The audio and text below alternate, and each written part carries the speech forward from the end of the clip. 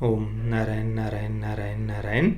सभी मित्रों को राम राम। दोस्तों कैसे हैं आप सब। अभी अभी मैं इटर्नल्स देखकर घर पर आया हूँ। आज सुबह सबसे पहले सूर्यवंशी देखी थी। देखने के तुरंत बाद मैं गाड़ी में आकर बैठा, वहीं पर वीडियो शूट कर लिया था और अपलोड पर भी लगा दिया था, और उसके बाद में इटर्नल्स देखने के लिए गया था। तो इटर्नल्स कुल मिलाकर 2 घंटे और 37 मिनट की है, काफ़ी लंबी चौड़ी फिल्म है। तो फिल्म को डायरेक्ट किया है क्लोई झाओ ने, जिसे अमेरिकन मीडिया ने और हॉलीवुड ने क्या कहा था, फर्स्ट वुमन ऑफ कलर। ये जो हॉलीवुड की हिपोक्रेसी है ना, इस पर मैंने आज सुबह ही वीडियो अपलोड किया है।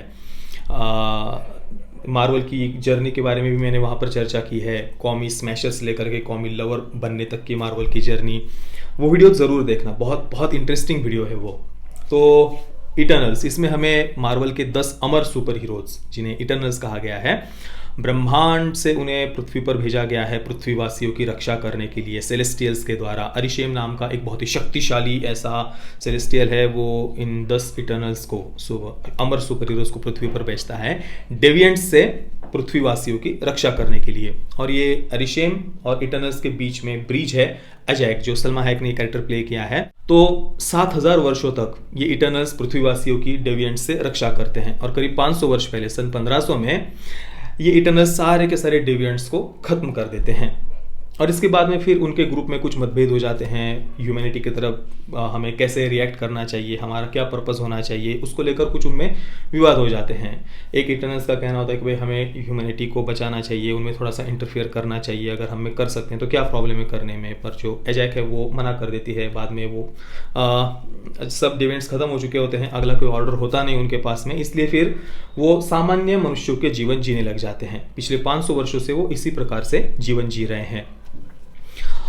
अब कुछ वर्षों के बाद में उन्हें कुछ बहुत ही भयानक ऐसा रहस्य पता चलता है तो जो कि फिल्म शुरू होते ही मैंने गेस कर लिया था, कुछ ऐसा भयानक रहस्य, मतलब दिखाने का ऐसा प्रयास किया कि भाई बुक कैसे, जैसे कोई बहुत बड़ी बात उनको पता चली हो इटर्नल्स को। पर एक दर्शक के रूप में मैंने तो शुरुआत में ही गेस कर लिया था कि ये फिल्म कहाँ जाने वाली है। तो अभी प्रेजेंट में उन्हें इस खतरे के बारे में पता चलता है, और अभी इस खतरे से उन्हें मानव जाति की, पृथ्वीवासियों की रक्षा करनी है। इस फिल्म का पूरा बनाने का उद्देश्य ना, मुझे फिल्म देखकर ऐसे लगा जैसे मार्वल दुनिया को ये दिखाना चाहता है कि देखो देखो देखो हम कितने इंक्लूसिव है, हम कितने सर्वसमावेशक विचारधारा वाले हैं, हम कैसे सबका सम्मान करते हैं। और इसलिए फिल्म को जितना उन्होंने विविधताओं से भरा हो सके ऐसे सुपर हीरो सबको दिखाने का प्रयास किया है। मतलब देखिए ना, 10 इटर्नल्स, ये जो 10 अमर सुपर हीरोज है, उन्हें जितना हो सके उतना विविधताओं से भरा हुआ उन्होंने दिखाने का प्रयास किया है। मतलब उनके लुक्स को लीजिए, सेक्सुअल प्रेफरेंसेस को लीजिए, या उनके पर्सनैलिटीज़ को लीजिए। एक समलैंगिक सुपर हीरो है, गे सुपर हीरो है, और इस साथ में ही एक ब्लैक सुपर हीरो है, मूक सुपर हीरो है, दिव्यांग सुपर हीरो है, एशियन सुपर हीरोज़ है। मतलब है तो ब्रह्मांड से आए हुए, पर उनके लुक्स के अनुसार मैं कह रहा हूँ। और उसमें एक भारतीय सुपर हीरो भी है। मतलब अपने आप को बस हम कितने इंक्लूसिव है, हम कितने कि देखो मार्वल के सुपर हीरोज में कितनी डाइवर्सिटी है, बस ये दिखाने के लिए शायद उन्होंने ये फिल्म बनाई है। बाकी तो चाहे फिल्म की कहानी हो, कैरेक्टर डेवलपमेंट हो, वहाँ पर तो उनका कोई ध्यान था ही नहीं। कहानी में वैसे भी कुछ बहुत नयापन या कुछ बहुत ही एक्सेप्शनल, एक्स्ट्राऑर्डिनरी या कुछ बहुत ही माइंड ब्लोइंग ऐसा कुछ भी फिल्म की कहानी में नहीं था। बहुत ही प्रिडिक्टेबल फिल्म के तो शुरुआत में ही मैंने गेस कर लिया था कि भाई ये फिल्म कहाँ जाने वाली है आगे। तो कहानी भी कुछ भी स्पेशल नहीं था। दूसरी बात, फिल्म में कहा तो गया है कि भाई 7000 वर्षों से ये इटर्नल्स पृथ्वी पर है, पर जिन भी लड़ाइयों में युद्ध आदि होते रहते हैं उसमें वो इंटरफेयर नहीं करते हैं, ऐसा दिखाया है। पर ये बात उतनी हजम नहीं होती है। वैसे भी ये जो इटर्नल्स है, उनका ह्यूमैनिटी को लेकर जो नज़रिया है, उसको लेकर उनमें ही मतभेद है। एक इटर्नल ऐसा है जो ये मानता है कि भाई हमें हस्तक्षेप करना चाहिए। तो फिर इतनी सारी जो लड़ाइयाँ हुई, या फिर चाहे जो इतने सारे संकट मार्वल के यूनिवर्स में ही जो दिखाए गए हैं, जो पृथ्वी पर आए, इंक्लूडिंग थैनोस का संकट, वहाँ पर वो इटर्नल्स चुप रहे, ये बात गले के नीचे उतरती नहीं है पहली बात तो। पर चलो वो भी हम मान लेते हैं, उसको भी हम इग्नोर कर देते हैं।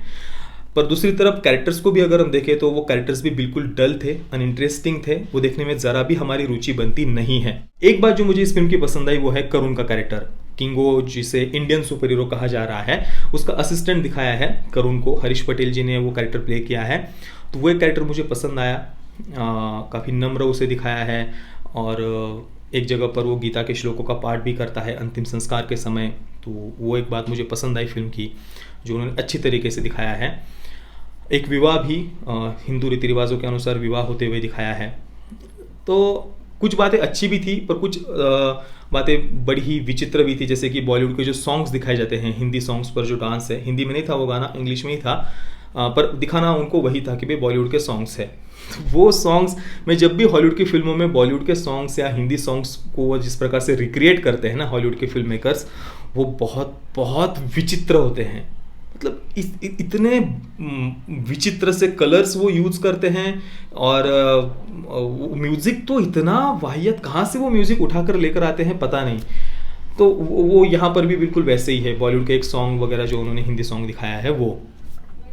और बाकी जो किंगो का कैरेक्टर है, जिसे इंडियन सुपर हीरो कहा गया है, वैसे टेक्निकली देखा जाए तो इंडियन सुपर हीरो नहीं है, क्योंकि वो इन सबको ब्रह्मांड से भेजा गया है, तो वो कोई इंडियन ओरिजिन से उसको नहीं दिखाया है। पहली बात तो ये है, वो बाद में भारत में जाकर रहता है जब ये सब लोग आम मनुष्यों की तरह जीने लगते हैं, तो टेक्निकली हम उसको इंडियन सुपर हीरो नहीं कह सकते। पर फिर भी ये जो किंगो का कैरेक्टर है, उसे बस जस्ट एक साइड कैरेक्टर की तरह फिल्म में दिखाया गया है, जो बस हंसी मजाक करने के लिए था फिल्म में। जब भी कोई एक बड़ी फाइट जो है उसमें भी उसको कुछ पार्टिसिपेट करते हुए नहीं दिखाया है। तो जो जिसे इंडियन सुपर हीरो कहा गया है, वो कैरेक्टर भी मुझे कुछ खास पसंद नहीं आया। बस करुण, उसके असिस्टेंट का जो कैरेक्टर है, वो पसंद आया। बाकी तो जितने भी सुपर हीरोज थे वो बिल्कुल भी उनमें कोई इंटरेस्ट बनता ही नहीं, उनकी कोई खास ऐसी फ्लैशबैक स्टोरी भी नहीं है, कोई इमोशंस भी नहीं है, कुछ भी नहीं, बस ऐसे ही बस कहानी चलती जा रही थी। हाँ, विजुअल्स अच्छे हैं, पर वो भी मुझे उतने इम्प्रेसिव इसलिए नहीं लगे क्योंकि जितने भी डिविएंट्स दिखाए हैं, बड़े बड़े विशालकाय ऐसे क्रीचर्स, डायनासोर्स की तरह ही दिख रहे थे। तो ये जो विशालकाय क्रीचर्स है, उनके साथ जितनी भी लड़ाइयाँ वगैरह दिखाई है, वो ज़्यादातर लड़ाइयाँ रात के अंधेरे वाली है। एक तो 3D ग्लासेस, ऊपर से रात के समय के वो फाइट दिखाई है डेविएंट्स और इटर्नल्स के बीच की, पूरा अंधेरा अंधेरा स्क्रीन पर। मैंने उसी थिएटर में, उसी मल्टीप्लेक्स में, उसी स्क्रीन पर और भी 3D फिल्म्स देखी हुई है, पर यहाँ पर डार्कनेस ज़्यादा थी। वो विजुअल जो थे, इतने बड़े बड़े एक्शन सीक्वेंसेस डेविएंट्स और इटर्नल्स के बीच के, वो बिल्कुल भी सेटिस्फाइंग नहीं थे देखने में। मैं तो कहूँगा हो सके तो 2D में ही देखिए। 3D इफेक्ट्स वैसे भी कोई बहुत ऐसे नहीं थे कि भाई एकदम शरीर पर आ रहा और कुछ बहुत ही एक्स्ट्रा ऑर्डिनरी हमें देखने को मिला है, ऐसा बिल्कुल भी नहीं था। इसके साथ ही जो गे समलैंगिक सुपर हीरो है फास्टोस, उसकी शादी हो चुकी है ऐसा दिखाया है, गे कपल है, और वो एक बेटे का भी पालन पोषण कर रहे हैं। और जैसा कि आजकल के सारे वोक फिल्म मेकर्स हॉलीवुड की फिल्मों में आजकल दिखाए जा रहे हैं कि भाई गे कपल हो तो उसे बहुत ही मासूम हृदय वाला, महान हृदय वाला, उच्च आदर्शों वाला, उच्च विचारों वाला दिखाया जाता है, वो अपने बच्चों की बहुत अच्छी केयर करते हैं, ऐसा दिखाने का ट्रेंड चल रहा है हॉलीवुड में। आपने हाल ही में आई हुई कई सारी सीरीज़, फिल्में वगैरह, उसमें आप ये बात देखना, तो यहाँ पर भी बिल्कुल वही दिखाया गया है। ये जो गे कपल है, उनका एक किसिंग सीन भी है फिल्म में, और वो अपने बच्चे को बहुत ही अच्छे तरीके से, लाड़ प्यार से, बहुत अच्छी तरीके से उसका पालन पोषण कर रहे हैं, ये दिखाया है। तो मार्वल ने ये जो सेक्सुअल लिबरेशन को प्रमोट किया है, इसको लेकर भी कई लोगों ने मार्वल की आलोचना की है कि ये एक सुपर हीरो फिल्म है इटर्नल्स, और सुपर हीरो फिल्म्स की जो टारगेट ऑडियंस होती है वो ज़्यादातर बच्चे और युवा होते हैं। बच्चों को और युवाओं को ऐसी फिल्में ज़्यादा आकर्षित करती है। तो ऐसी फिल्मों में सेक्सुअल लिबरेशन आदि बातों को प्रमोट करना बच्चों की दृष्टि से सही नहीं है। एक बार वो 18 वर्ष के हो जाए, बड़े हो जाए, उसके बाद उनको जिनके साथ सोना है सोए, जिसके साथ रिलेशनशिप में रहना है रहे, पर बच्चों की फिल्म में कम से कम ये बातें, इन बातों को प्रमोट नहीं किया जाना चाहिए। इसको लेकर भी बहुत सारे लोगों ने इसका विरोध किया है। और आजकल आपने देखा होगा ये इन बातों को बहुत नॉर्मलाइज करने का प्रयास किया जा रहा है, पर कम से कम बच्चों को इन बातों से दूर रखा जाना चाहिए। ये जो बचपन से ही बच्चों को जेंडर को लेकर कंफ्यूज कर दिया जा रहा है जानबूझकर, ये बहुत बहुत भयावह है। रशिया के प्रेसिडेंट व्लादिमीर पुतिन ने भी इस पर अपनी चिंता जताई थी कि बच्चों को तो कम से कम छोड़ दो। मतलब उन्होंने रिक्वेस्ट की थी मीडिया के सामने कि भाई अपने प्रोपेगेंडा से बच्चों को छोड़ दो, आपको जिसके साथ जीना है, सेक्स करना है सेक्स करो, जिसके साथ सोना है सो, आप हेल्दी लाइफ जियो, सुखी रहो भाई, पर बच्चों को छोड़ दो कम से कम। इसके अलावा फिल्म में सबसे ज़्यादा जाना पहचाना चेहरा था एंजेलिना जोली का, पर उनका कैरेक्टर मुझे बिल्कुल भी ज़रा भी इंटरेस्टिंग नहीं लगा। कुल मिलाकर फिल्म के सारे ही पात्र बहुत ही डल थे, अनइंटरेस्टिंग थे, और कहानी देखने में हमारा बिल्कुल भी इंटरेस्ट नहीं बनता है। विजुअल इफेक्ट्स मैंने आपको जैसे कि बताया, ज़्यादातर जो फाइट सीक्वेंस, एक्शन सीक्वेंसेस थे वो अंधेरे में थे, तो वो भी उतने सेटिस्फाइंग मुझे नहीं लगे। तो थिएटर में देखना तो मैं सजेस्ट नहीं करूंगा। मैं इटर्नल्स को दूंगा 4 out of 10 stars. Parental guidance की बात करें तो सेंसर बोर्ड ने फिल्म को यूएस सर्टिफिकेट दिया हुआ है, यानी सेंसर बोर्ड के अनुसार अगर आप परिवार के साथ देखना चाहें तो देख सकते हैं। फिल्म में कोई सेक्स सीन नहीं था। जो गे कपल है उनका lip to lip kissing scene film में दिखाया है, और बाकी कोई खास ऐसा वायलेंस वगैरह भी फिल्म में नहीं था, नॉर्मल डेविएंट्स और इटर्नल्स के बीच के फाइट सीक्वेंस दिखाए हैं। पर रशिया में इस फिल्म को आर रेटेड करके रिलीज़ किया है, जिन बातों को इसमें प्रमोट किया गया है उस कारण से। तो देखिए आपके ऊपर है, अगर आप देखना चाहें तो देख सकते हैं परिवार के साथ में, बाकी मैं तो सजेस्ट नहीं करूँगा।